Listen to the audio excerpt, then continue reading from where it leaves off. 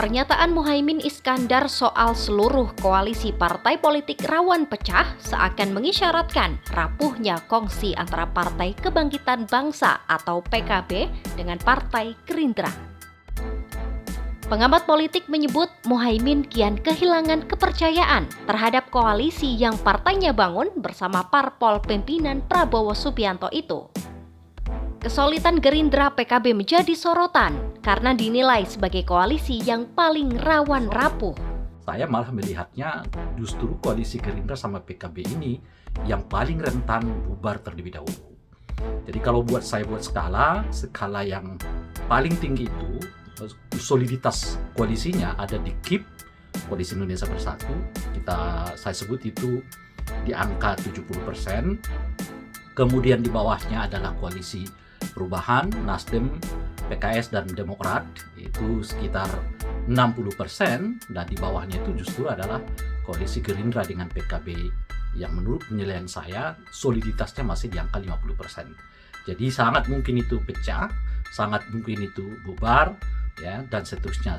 Itu apalagi sekarang misalnya mencuat isu untuk memasangkan Pak Prabowo dengan Ganjar atau Ganjar dengan Prabowo, yang dengan sendirinya tentu akan menyulitkan PKB untuk apakah tetap berada di dalam koalisi Pak Gerindra atau dengan koalisi Gerindra atau sebaliknya mencari teman koalisi yang lain.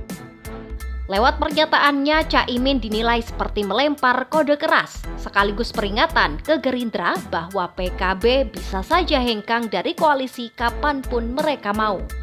Sinyal ini sudah tampak sejak beberapa waktu lalu ketika Muhaimin melontarkan pernyataan hendak membentuk komposisi baru jika Prabowo berduet dengan Ganjar Pranowo pada pemilu presiden mendatang. Pengamat politik Ray Rangkuti menyebut awal mula retaknya koalisi bisa saja dimulai dari kekehnya PKB yang ingin mencalonkan Muhaimin menjadi cawapres jika Prabowo maju menjadi capres. Jikapun Muhaimin menjadi cawapres dari Prabowo, kemungkinan koalisi tersebut akan sulit bersaing dan kalah pasar dengan koalisi lain. Soalnya PKB terus mendorong supaya mereka tetap menjadi posisi wakil presiden bersama dengan Pak Prabowo.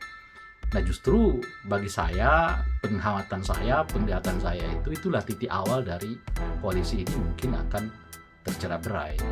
Sebab akan sulit di pasar pemilu kalau Pak Prabowo dipasangkan dengan Caimin sebagai calon presiden wakil presiden untuk menyaingi katakanlah dua kompetitor mereka yang lain yang kemungkinan Anies dengan siapa gitu atau Pak Ganjar dengan siapa dan seterusnya. Ray menyebut keretakan koalisi memang memungkinkan untuk terjadi kapan saja. Retaknya sebuah koalisi juga bisa saja karena mementingkan keuntungan sepihak. Atau tidak kuatnya mereka itu lebih karena kepentingan pragmatisme politik.